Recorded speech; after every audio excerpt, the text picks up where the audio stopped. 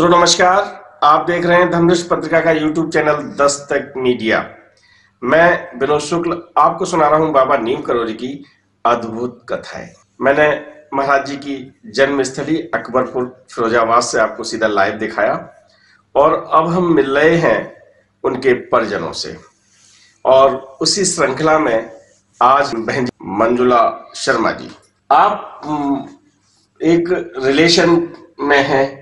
वैसे आम भक्त की तरह आप कैसे जुड़ी?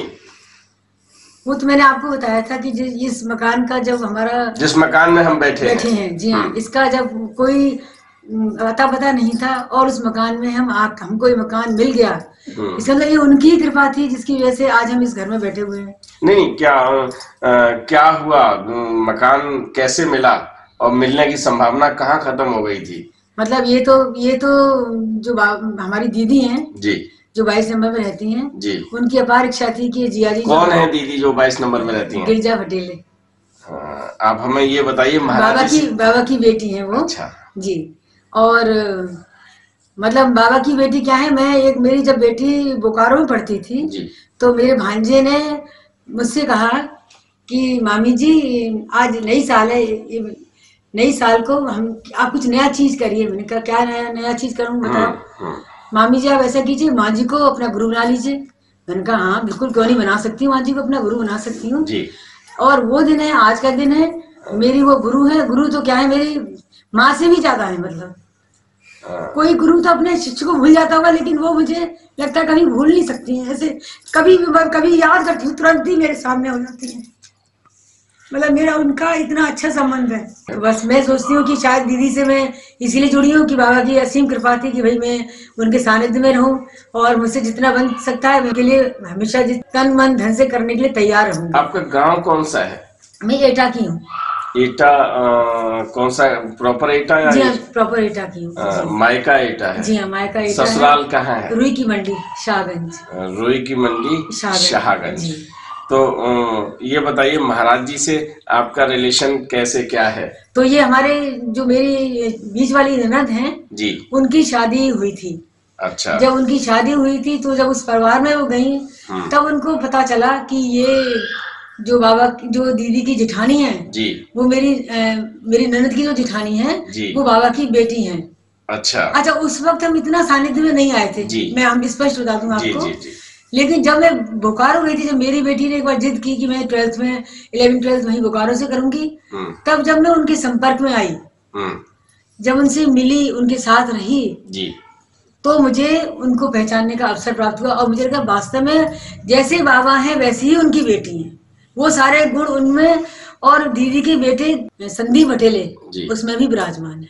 ये परंपरा में, और ये मैं कहूँ कि एक जो हमारे यहाँ वंश प्रवृत्ति में जो गुण आते हैं वो है जी, बिल्कुल मैं यही कहना चाहूंगी। तो एक मकान आपको मिला, ये बड़ी चीज होती है। पूरे जीवन आदमी कल्पना करता है और पूरा जीवन चला जाता है। उसके बाद आपको एक और अपना स्मरण सुनाती हूँ। चलिए, स्वागत है।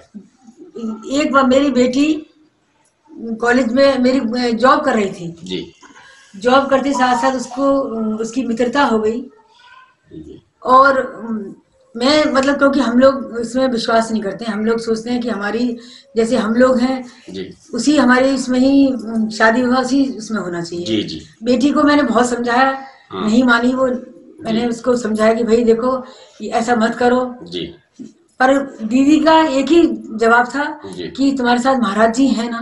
बिल्कुल सही बात है। तो फिर और मैं उससे बातचीत कर रही थी और मैं उससे ये कहती भाई तुमसे मैं इतनी देर से फोन लगा रही हूँ, तुम फोन पर बात क्यों नहीं कर रही, क्यों नहीं मुझे फोन उठा रही थी कि मम्मी आप समझती है ना, फिर भी आप मुझे बार बार कॉल करे जा रही हैं। मैं तो कुछ नहीं समझती, मेरे तो बाबा समझते हैं हर एक चीज को और वही जानेंगे। और उसके बाद अगले दिन उसका फोन आ गया कि मैं आगरा आ रही हूँ शादी करने के लिए। वाह, मुझे इतना अच्छा लगा। ये सब बाबा की ही कृपा है। बेटी और जो आपकी संतान है वो कहीं रॉन्ग साइड जा ही नहीं सकती, क्योंकि जब महाराज जी की कृपा है तो फिर वो सीधा सीधा होना ही होना है।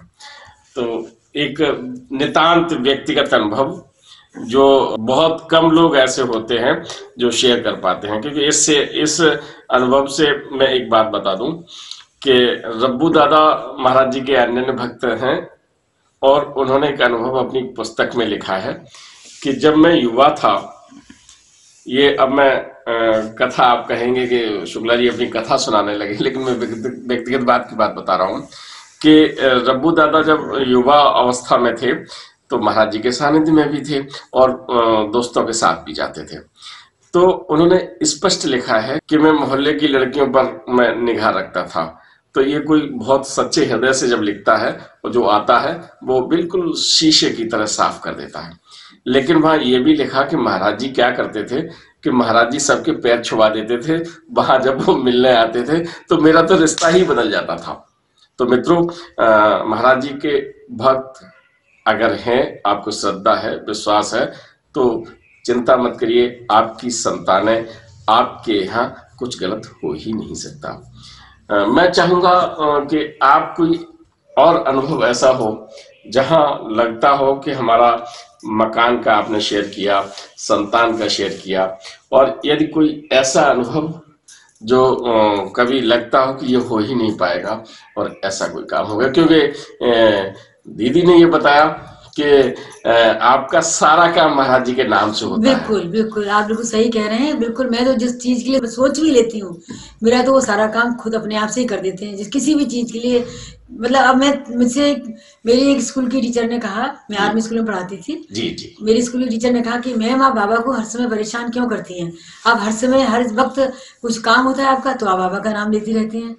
मैंने कहा अगर वो ही नहीं करेंगे, वही नहीं सुनेंगे तो कौन सुनेगा। फिर मैंने दीदी के साथ ये चीज शेयर की। क्योंकि दीदी आप बताइए कि वो कहती है कि बाबा से आप क्यों परेशान करती रहती हैं, क्यों आप कहती रहती हैं। लेकिन दीदी ने फिर मुझे समझाया कि नहीं, अगर वो ही नहीं करेंगे तो आपका काम करेगा कौन फिर। तो इसलिए करना तो उन्हीं को ही है। किसी भी चीज के लिए मैं सोच लेती हूँ तो मेरा काम पक्का से हो जाता है, पक्का से।